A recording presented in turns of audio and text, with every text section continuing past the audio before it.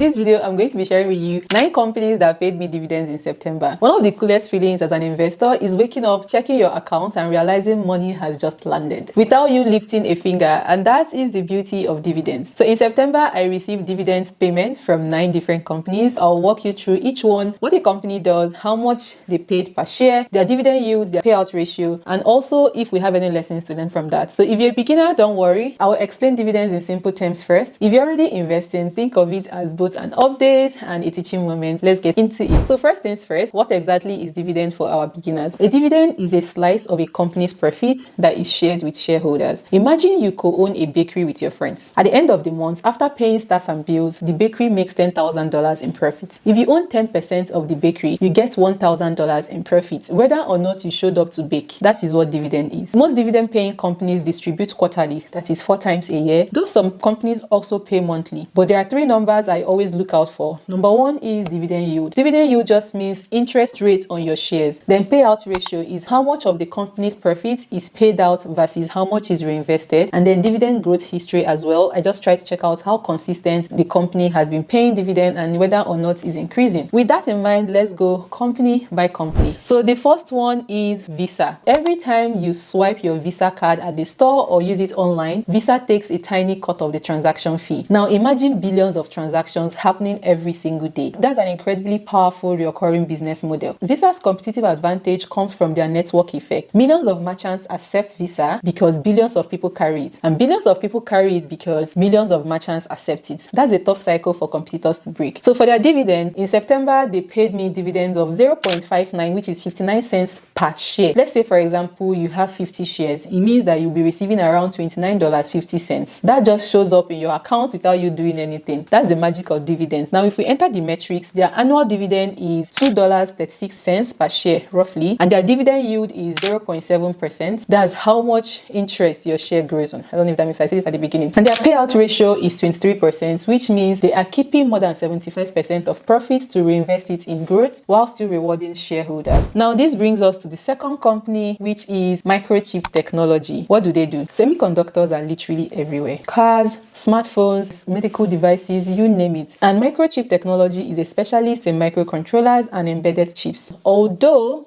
I am heavily down on this particular stock, I might choose to sell it off when it bounces back, hopefully. Mostly because I have an ETF for semiconductor companies and I would prefer that. Now for dividends, I received 45 cents per share from this company. So let's say, for example, if you had maybe 100 shares, it means that you would receive around $45 of passive income for just holding. This money might not be life-changing, but the point is that these small checks add up across multiple holdings. Now if we enter the metrics, their annual dividend is roughly around $1.80 per share, and their dividend yield is 1.9%, which is higher than Visa, but still on a modest side. And then their payout ratio is roughly around 35%, which is reasonable for a cyclical tech company. And the thing is that not all tech companies pay dividend. Many prefer to reinvest every dollar into growth. Which then brings us to the third company, which is Johnson & Johnson. Now, healthcare is one of the most reliable industries in the world. Whether the economy is booming or is in recession, people need medicine, devices, and care. Johnson & Johnson is a giant in this space. Pharmaceuticals, medical devices, and consumer health products. That level of diversification makes it one of the most resilient businesses in history. Now, when we come to dividend, they paid $1.30 per share this September. And let's say, for example, you held around 40 shares, you'll be getting around $52. For their metrics, their annual dividend is roughly around $5.20 per share, and their dividend yield is around 2.8%. And their payout ratio is 45%. With Johnson & Johnson, they are a dividend king with over 60 consecutive years of dividend increases.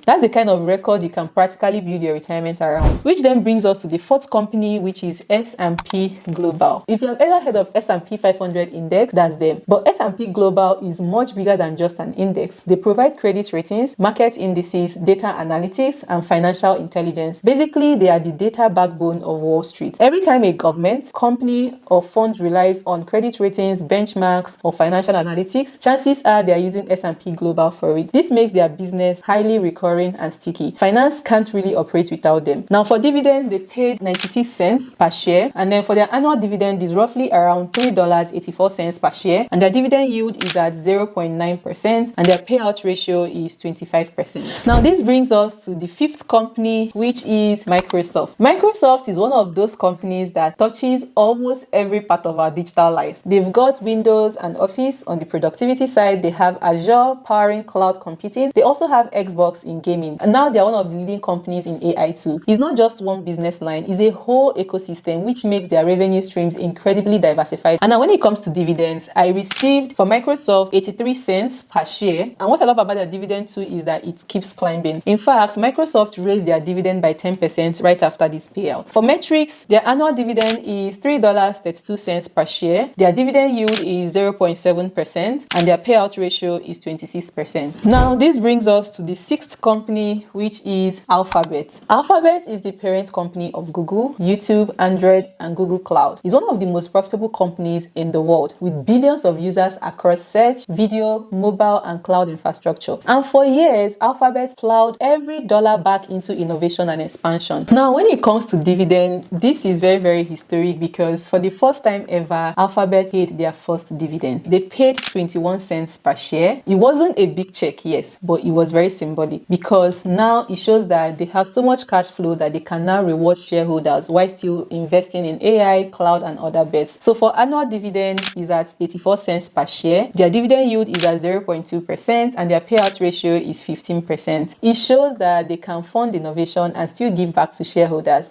I know it's a tiny dividend now, but I wouldn't be surprised if this becomes a serious dividend grower over the next decade. Which then brings us to the seventh one, which is Qualcomm. Qualcomm is a leader in semiconductors and wireless technology. If you're using smartphone right now, there is a very good chance that Qualcomm's chips or patents are behind it. They have been central to the shift from 3G to 4G to 5G, and they also license critical wireless technology to other manufacturers. So they make their business model part product, part royalty, and it generates steady cash flow for them. In September, I received 0.89 cents per share. Now, for the metrics, their annual dividend is around $3.56 per share, roughly. Their dividend yield is roughly around 2.1%, and then their payout ratio is around 35%. Qualcomm has been paying and raising dividends for over 20 years. That's rare in tech, where most companies in tech reinvest everything. Which then brings us to the eighth company that paid, which is Meta Platforms. Now, Meta is the parent company of Facebook, Instagram, WhatsApp, and Messenger. It's also heavily invested in AI and metaverse. For years, they didn't pay dividend. Every dollar went back into expansion. I think 2024 was the first time they paid dividend. So I also received dividend this September, and they paid me 53 cents per share this September. Annual dividend is around roughly $2.12 per share. Their dividend yield is around 0.4%, and their payout ratio is 12%. I know that is extremely conservative, but it's also symbolic because they just started. It also tells me that Meta has so much cash flow that they can invest in AI and VR and also return capital to shareholders like Alphabet. Which then brings us to the last but not the least, which is Bookings Holdings. Now, Bookings Holdings is basically the top company of global travel. They own Bookings.com, they own Priceline, Kayak, Agoda, and OpenTable. I hope I got their names correctly. But if you have booked a hotel online, chances are one of their brands processed the payment. Travel is cyclical, but Bookings has scale, global reach, and pricing power. For dividends in September as well, they paid $9.60 per share. That might sound massive, but I need to know that Bookings share price is in thousands, around almost $5,000. So their yield is still modest. It's still a single share payout of nearly $10, which is great. When we come to their metrics, their annual dividend is around $38.40 per share. Their dividend yield is 0.8%, and their payout ratio is 20%. This is a great example of quality over yield. On paper, 0.8% yield doesn't look exciting, but because of the Bookings high share price and their financial strength, the actual cash amount per share is substantial. So that wraps up my September dividend income. 9 companies. Dividends aren't just about the cash landing in your account today.